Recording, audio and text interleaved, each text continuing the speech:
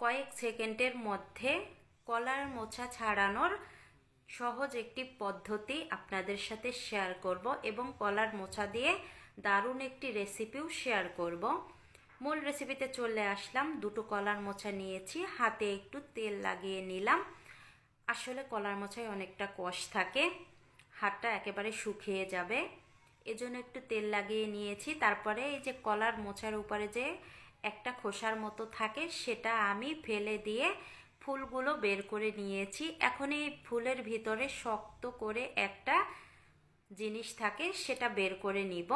আর এই দেখেন, একটা ছুরি দিয়ে একসঙ্গেই আমি চেপে ধরে বের করে নিলাম।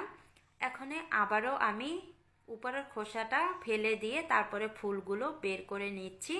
ছুরি দিয়ে এভাবে একটু চাপ দিবেন, চাপ দিয়ে ধরে এই শক্ত অংশটা বের করে নেবেন। একসঙ্গে সবগুলো বের হয়ে যাবে। আমি কয়েকটা ভিডিওতে দেখেছি তারা এই উপরের খোসাটা ফেলে দেয় আর এই ফুলগুলো ওই মোচার সঙ্গেই থাকে। তারপরে হচ্ছে এরা সেদ্ধ করার পরে আবার ফুলগুলো মোচা থেকে বের করে নেয়। তারপরে হচ্ছে এই শক্ত অংশগুলো বের করে ছোট ছোট করে কেটে নেয়। এত ঝামেলা করার কি দরকার আছে?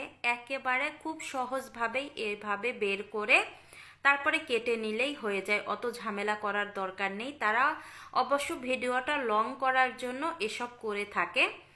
তারপরে আমি এই যে ফুলগুলো ছোট ছোট করে কেটে নিচ্ছি, আর চাইলে আপনারা বটি দিয়েও সেম কাজটা করে নিতে পারেন।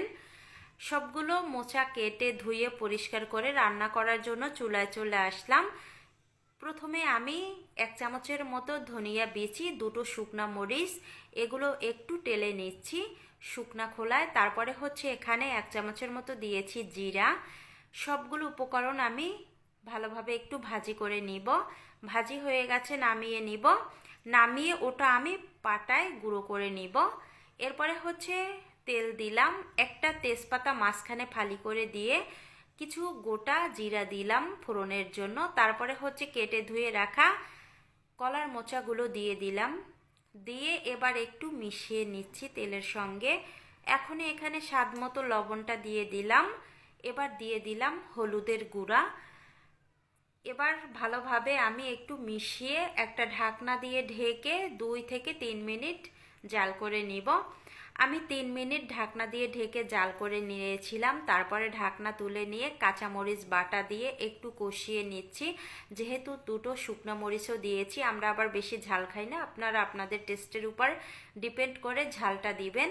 তারপরে হচ্ছে মাছের মাথা একটা আমি ভাজি করেছিলাম, ভালোভাবে ভাজি করে সেই মাছের মাথা দিয়ে আবারও কলার মোচার সাথে কষিয়ে নিয়েছি।